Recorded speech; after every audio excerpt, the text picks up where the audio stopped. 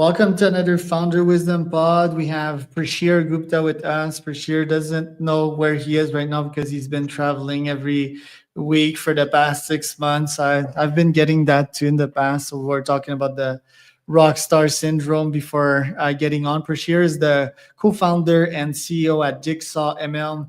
He's an Harvard MBA, an ex-AWS, and an ex-Pinecone. So top AI guy that we have here with us right now. This podcast is brought to you by Bookwrite GPT. If you want to take some of your LinkedIn posts, convert them into a book that you can publish on Kindle, you have one credit on me if you go to bookwritegpt.com. Pracheer, nice to have you on. Tell us a bit more about yourself and what you're up to nowadays. Great to be here. I guess I can summarize my journey into this. First, I was in the cloud, too deep into the cloud. Then I was too deep in the AI. And now I am trying to use AI to simplify how cloud is managed, basically.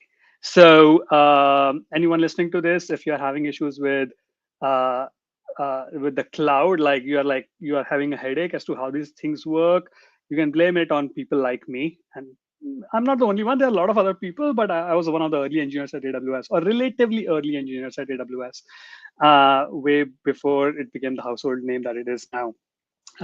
Did that for a little bit, then went back into AI because I wanted to get back into math and equations, and AI was the closest thing I could do as an engineer at that point of time. Did that, helped build some of the Amazon's AI services or powered them. And then I was a founding team member of one of the initial employees at Pinecone, which is a pioneer in the field of vector databases. And it became a unicorn, a sunicorn. I don't know what's the term right now. When the chat GPT thing happened, then Pinecone just took off because we found ourselves, I shouldn't say we because I'm not with Pinecone anymore, but Pinecone was building such a core technology that got rapid adoption, and it's being nicknamed RAG, RAG, if you guys are familiar with it. So that's what made Pinecone well known. I left Pinecone to go back to business school. I should say go to a business school. Did that for a couple of years, then was exploring startup ideas, and I've been working on this venture for some time now. Right. Very interesting. First thing I notice is you've gone really deep, right? You've got really obsessed with one cloud and then AI, probably math and engineering as well. I think that's a characteristics of the most successful founders and CEOs that I meet. What's your process to get obsessed with something? Is it something that comes naturally to you? How does that actually happen? You going into the rabbit hole very deep? I think it does come. I don't know whether to call it natural or not.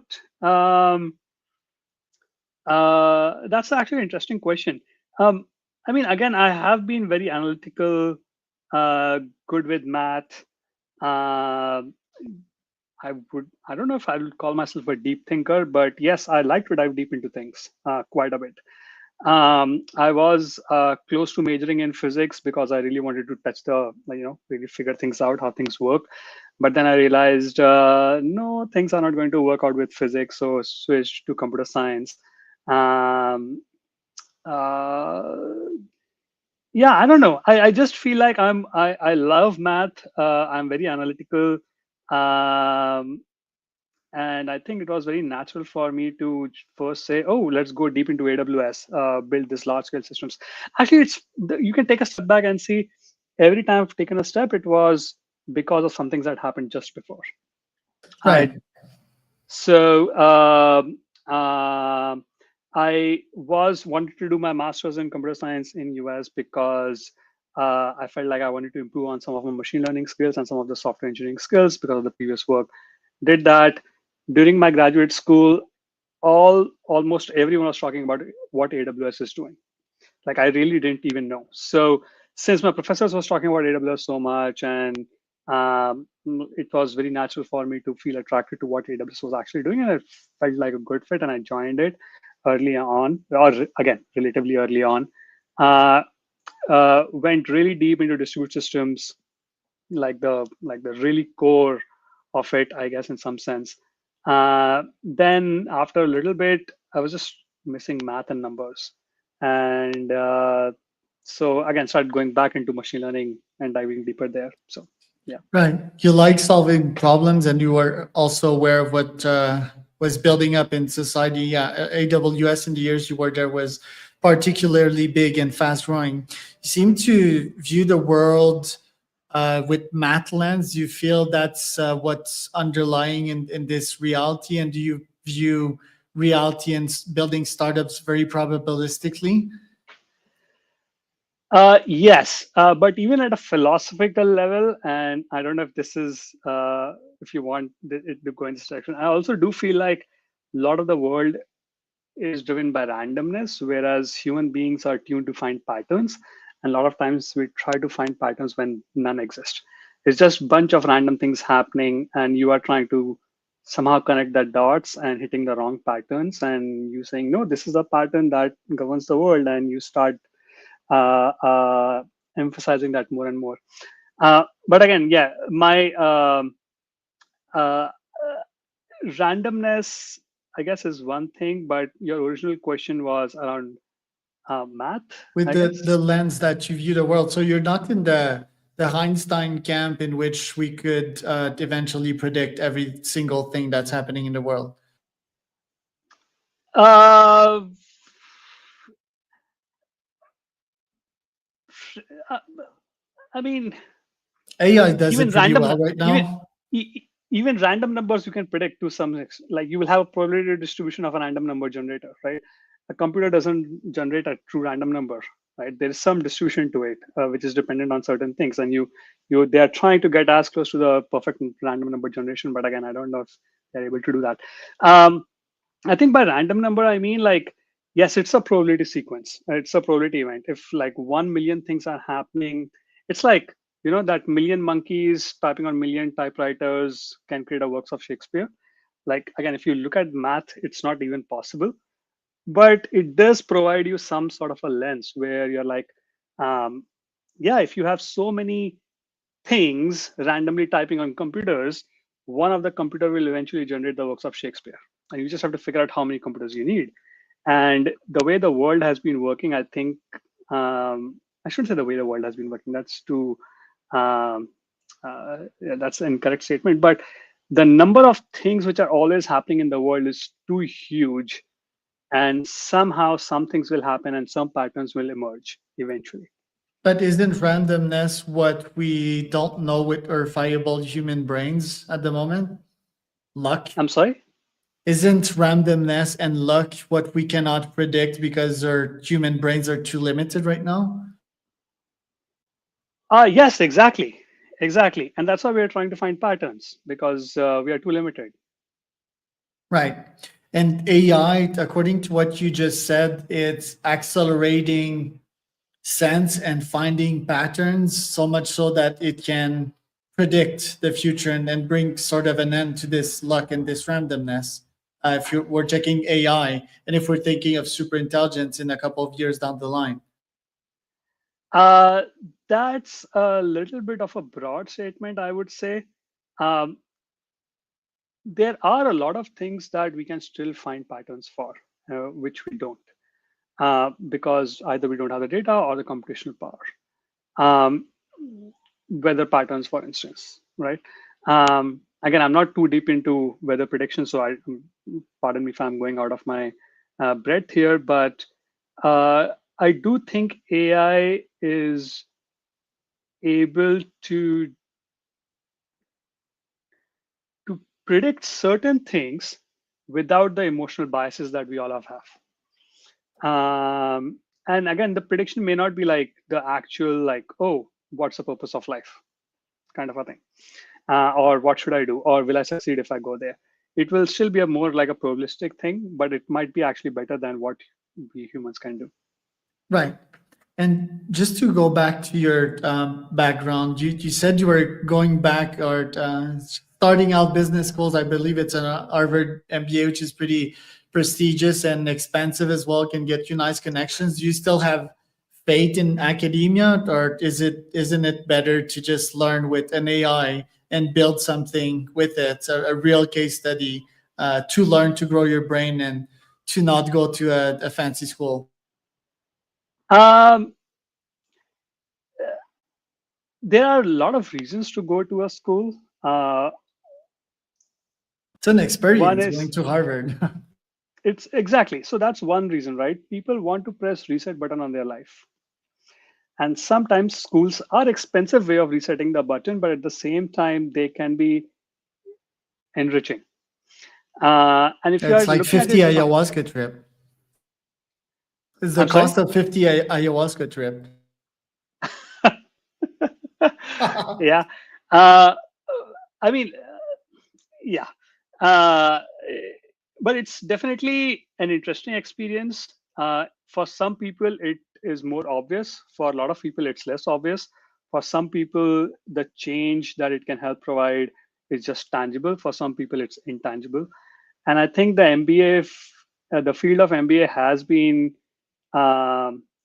questioned a lot since decades, but even then it still keeps on ticking.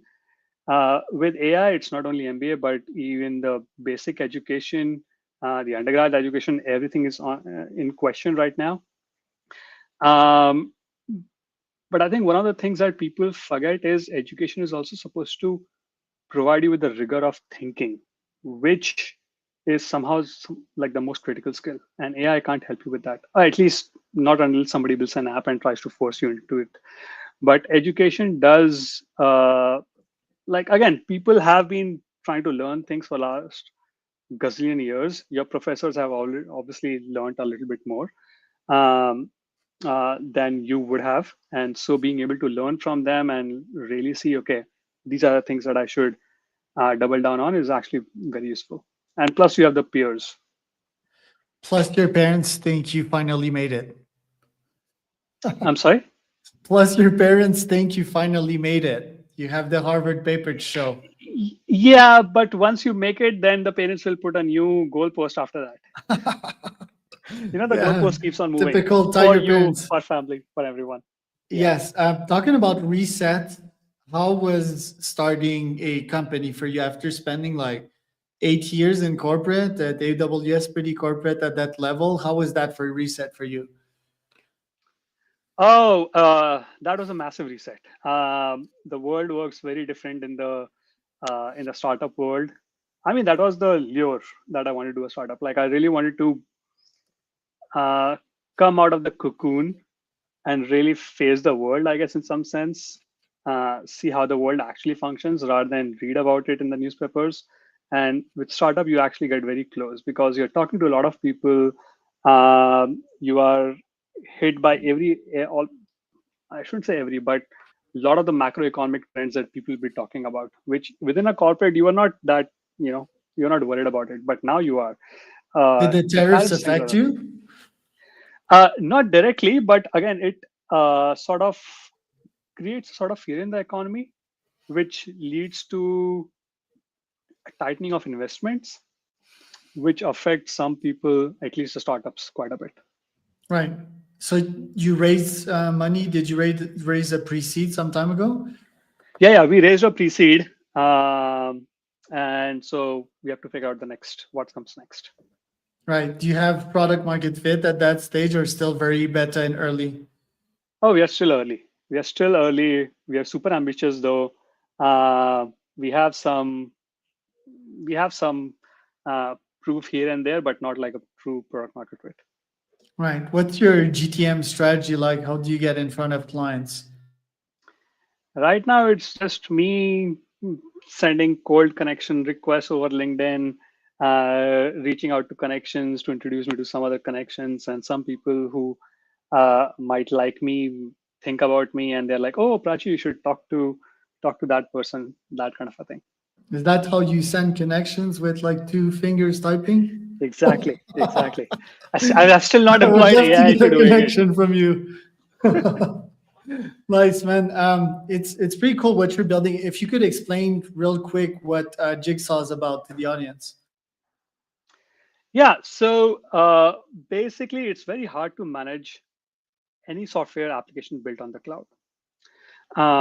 So the goal is to see how can AI simplify how cloud software applications are managed.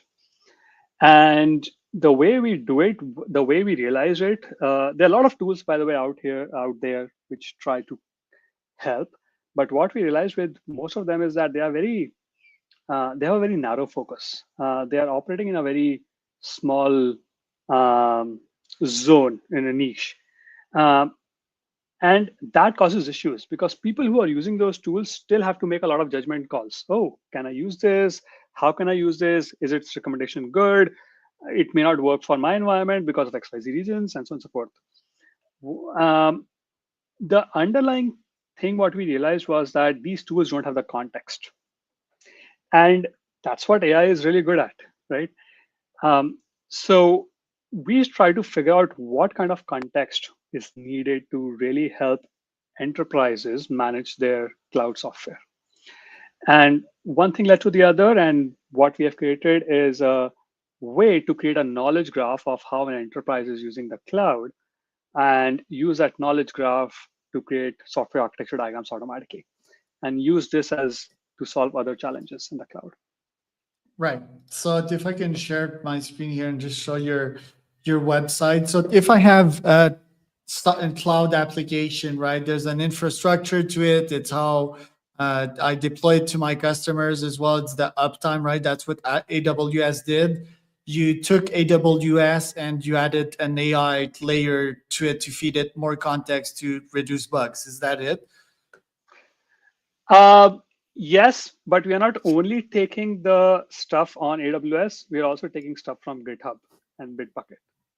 So we try to capture information from the code repositories, from the documents unstructured documents that people might have, the image files, the product requirements document, everything, including code and including the cloud account, combine it all together, create these knowledge graphs, and this knowledge graphs translate into a software architecture diagram that you might see. Um, um, and you opened one of the blog posts, so that's where you would have seen it. And so, yeah, that's how we are. So this is the starting block. This is the foundational block, and this foundational block will be used to solve other cloud challenges. Right. And who's your ICP? Who do you target precisely? Is it CTOs? What are their roles precisely? Company size, revenue, location? Yeah. The problem that we are trying to solve right now with the software architecture diagrams that we have, not the full-fledged cloud platform, but just with the software architecture, is that of productivity. If you think about it, everyone in the technology organization has some version of, oh, how is my software mapped? What does my software look like? And every person has a different version of that map. And why do they need it? Is because they need it for their jobs on a day-to-day basis. And yet, if you have a team of 100 people on the technology side, you'll have 100 different maps. So there's no central repository to collect all of it together and have a unified view. And that creates a big efficiency nightmare and productivity issues. And so our target customers are enterprises who are using the cloud, who have uh, more than, let's say, 50 or 100 engineers, because that means they have enough complexity of their cloud software. The original developers might have left, they have no documentation, or the code is evolving way too fast for any documentation to catch up. That's who we are targeting. And since the goal is productivity, our target people that we are trying to reach out to are senior technology executives, the CTOs, the VP of engineering, the architects, the team leads, the senior managers, who really want their team to build, develop, iterate faster with the software that they have. Right. And what should they pay for that? Is it per usage or a classic SaaS model? We are still finalizing the details around the pricing, but we do want to keep it not scary. That's one thing. The second part of why the pricing part is a little tricky is because nobody right now knows what AI tools should cost, like not even the ballpark. You have like $20 per month model. So when we started ChatGPT was the pro version was $20 per month, and people are like, okay, we're using AI. This is how it is. Maybe $20 per month is fine. Now they have $200 per month. They might have $2,000 per month. And for all we know, this is a much more niche beyond the standard foundational model chat applications. So you can actually do something even more bigger. But at least for the time being, we want to keep it not super expensive, but the final details are still being worded out. Got it. What's been challenging about building that business, and how do you resolve these challenges? The main challenge has been first, the field of AI is way too fast and way too hacky to do anything and just hype. So you have to separate the hype from the actual tangible things. Like in the, let's call it the deterministic era of software engineering, where you had the APIs, you knew what they did, you call them and you get a response, and you knew how to use the response. Now you don't know what to call because the APIs are constantly changing. Even if you call the same API, after a month, the response might change, and you don't know how to measure it. And so you are in this very unstable field, uncertain era where the building blocks that you want to use are themselves very unstable, and so it's hard to figure out. Like there's no stability. Like there's no like plan. Like the planning is really really hard. You are thinking of like do you plan the price per token is going to drop by 10x or 100x or 1000x, and you're not exactly sure, and it has dropped by 1000x. Now is it going to drop by another 10x? Who knows? So how do you plan in this kind of a world, and how do you plan when the APIs are constantly breaking and people don't really know? OpenAI launched GPT 4.5 and now they are taking it back, and you're in that kind of a world where the pieces that you thought you can rely on, you still can't rely on, but you do want to build the future, so you have to rely on, and so that causes a lot of mess, essentially. Right. I have some of the answers that you sent me via email as well. And you discussed at first that everyone has like Santa Claus like beliefs, right? Like they believe in stuff that they want to be true, not stuff that are true necessarily. I also very much believe in that. And you mentioned also that some of the most dangerous thoughts, and maybe that's my Santa Claus belief, but I do think we're going to get AGI in less than 2 to 3 years. And I do feel that yet I have I don't know, maybe 30% grasp of what the boundaries of that AGI will be in a couple of years, which will be godlike. It will allow you to deploy agents at scale, and will have maybe 1 to 5% population massively benefit, and will slash out probably 70% of the job market in 2 years, which is a bold prediction, but let's call it 70% confidence on that one, 75%. So first, do you feel that timeline is too short? And two, what do you feel would be the boundaries of that AGI? What kind of outcome it would have? What kind of impact? And would it be negative and or positive? Um, okay, there are a lot of things in here. So first of all, I think one of the things that you also asked was what do we think about what's happening on LinkedIn? And I think And the PC realm. it's like the world is, and maybe it always was, but now maybe I'm a little more aware of it. It's driven a lot by FOMO. It's driven a lot by fear, and uh, that is a feeling that can drive revenues. That is a feeling that can drive um, influence for a lot of people. Now, again, I'm not an expert. I'm not that kind of an expert where I'm actually inside OpenAI and trying to build AGS. So I have obviously certain limited insights. Um, but we don't even know for sure what AGI actually is. So how would we even know AGI has arrived, right? I'll give you an example. This, what, few days ago, GPT 4.1 was launched. and all the benchmarks, you look at them, it almost looks like this is doing incredible across all the benchmarks.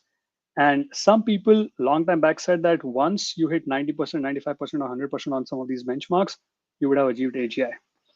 And now the most recent article I read from one person was that we might need to change how benchmarks are currently used, or what these benchmarks even are.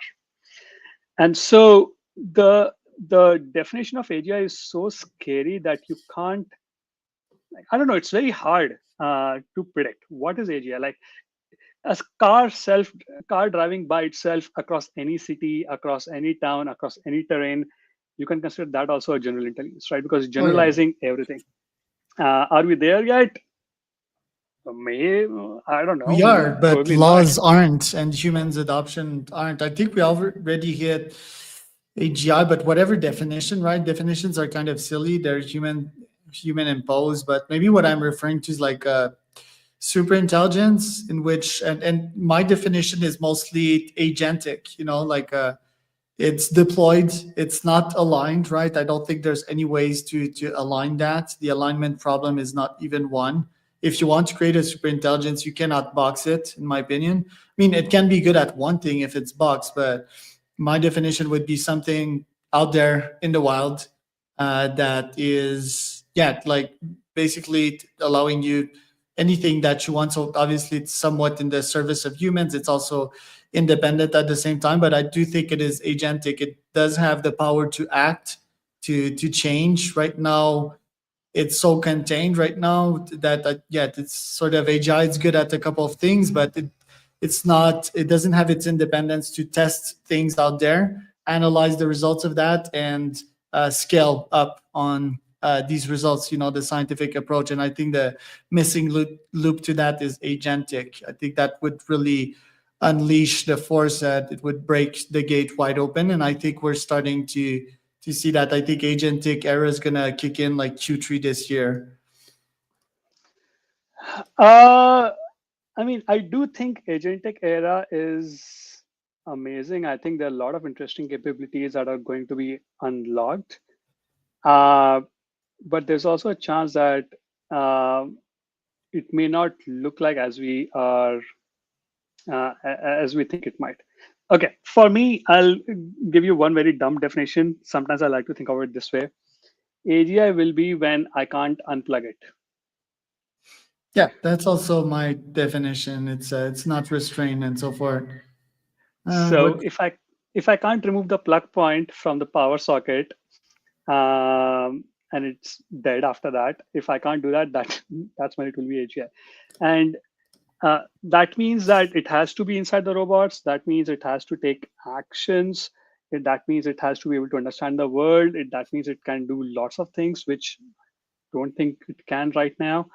I do think the intelligence is going to get cheaper and cheaper, but will it be AGI level sometime soon? What would that definition look like? I still don't know what that actually means. Yeah, it's mostly speculative. It's just fun to think Yeah. about it. Maybe a distraction also. We have a question. Do you want to answer that one? I am a fourth year BTech student from CSE Core, and I want to start my own company in the software field. Could you please guide me on how to start? You start, and I go after Pracheer.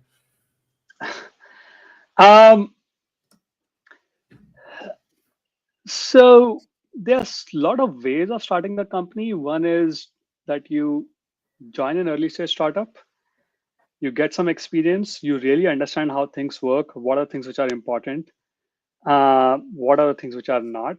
Because I kid you not, the world looks very different when you're not in a startup versus when you are. And so if you get that first-hand experience, that's going to be incredibly valuable when you start something of your own. Having said that, to everything I say, there are plenty of exceptions where people did not care about anything that came before. They just went out on their own and they did amazing things. So first, find good co-founders. Second, have an idea that you like working on. Third, be willing to let go of that idea when the time comes, and then you can continue. Yeah, pivoting is important. Yeah, Neil answered from a different perspective. I would just find a huge pain point that people with money have, like people that can pay you, right? I would go bootstrap. I wouldn't raise money.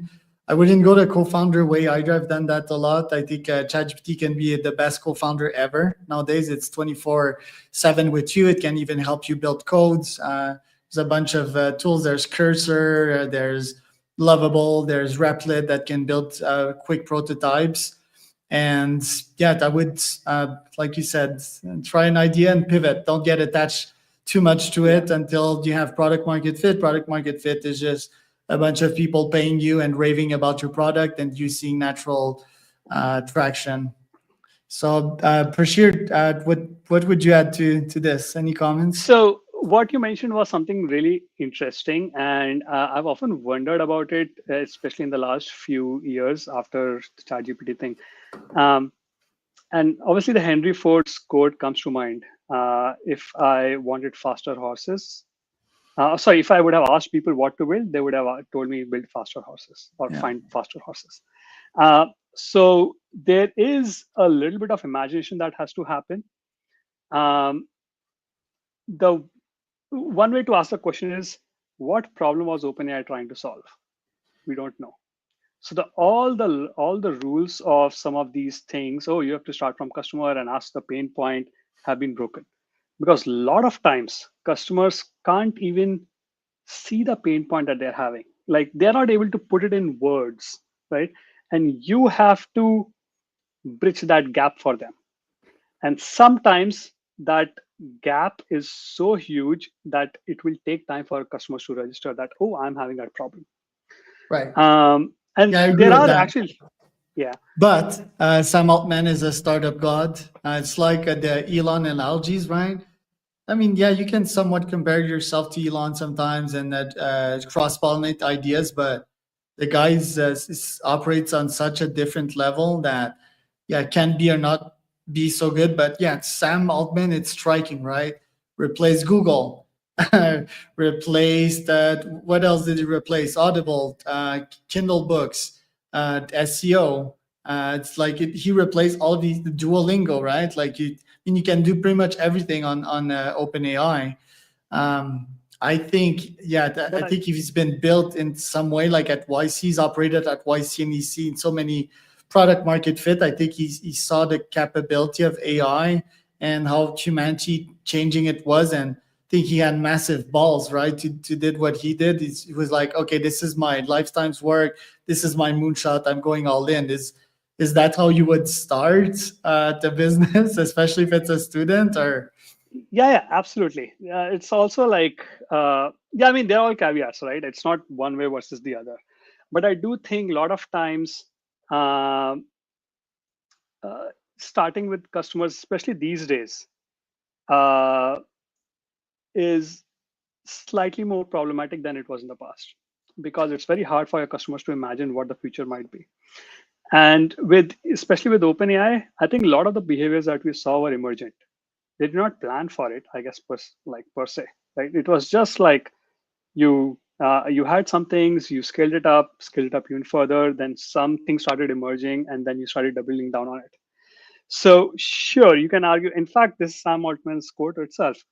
Everything that all the startup lessons that I taught have been invalidated by ChatGPT, right? Like all the things that you have taught in YC, none of it hold in true here, especially in yeah, this new world. once you master the role, you can break them sort of. But yeah, to your point, I think pain points they change faster nowadays, and people have problems trying to keep up. It's a very good question if you should start with a moonshot or not. Like even I nowadays, I mean, I'm quite comfortable financially, and it's like, why am I not moonshotting? Why am I not putting it all on the line, right? If you start when you're like 17 or 18, there's a lower risk, of course. I think you need to be talented and in the right ecosystem, aka San Francisco, right? To launch something at that scale and have a lot of convictions, lots of intellect, then be fast moving. You need to acquire a set of skill that takes quite a lot of time. You can accelerate it, but Yeah, it's a good question because ultimately, is it energy efficient to start a moonshot? Like you suffer incredibly when you start, and technically doesn't get easier, but it depends on your objectives as well, right? If you want a Exactly. $1 billion exit and Yeah, exactly. That was one thing that you mentioned. You don't even need VC funding. You don't need this. You don't need that. I think it ultimately boils down what your personal goals are. If you just want to have a life with a lot of money, then maybe alternate ways of doing things are actually better. But if you're fine with some pain and maybe you thrive in that pain and maybe you enjoy it a little bit, again, I wouldn't recommend it. Uh, you might try to be more ambitious. But again, it depends on the mindset. And last question for you. I think ChatGPT is the most useful technology ever of our times, and it brought the greatest revolution to us, sort of the knowledge revolution, but supercharged. To me, at least, ChatGPT is super useful. I would be in great pain if it wouldn't be available. Fortunately, there's a mushroom competitors that popped, right? The Grok and so forth, but it stimulated this revolution, right? It's good, but apparently it burns a lot of water and sort of is burning the environment. That you've studied server infrastructure and all of that. Is that going to change over the next couple of years? Uh, yes and no. I think for the same capability, same intelligence capability, it might start saving some things. Like the power generation per token output might drop. But at the same time, if you have to achieve AGI or you're trying to move in that direction, then uh, you might actually start consuming even more power. Uh, So I don't see a quick, easy way out of this conundrum anytime soon. But I do feel like once we reach that, there's a chance that we may not even have to. There's a chance that some of these problems that we are having, we might have an easier solution at that point of time. Charles, you're on mute. Thanks for that. Thanks for coming on. Where can people find out more about you? Uh, the best way is to go to my LinkedIn, Pracheer Gupta, JigsawML. I think you should be able to search for it, or just go to jigsawml.com and feel free to fill out the form. It's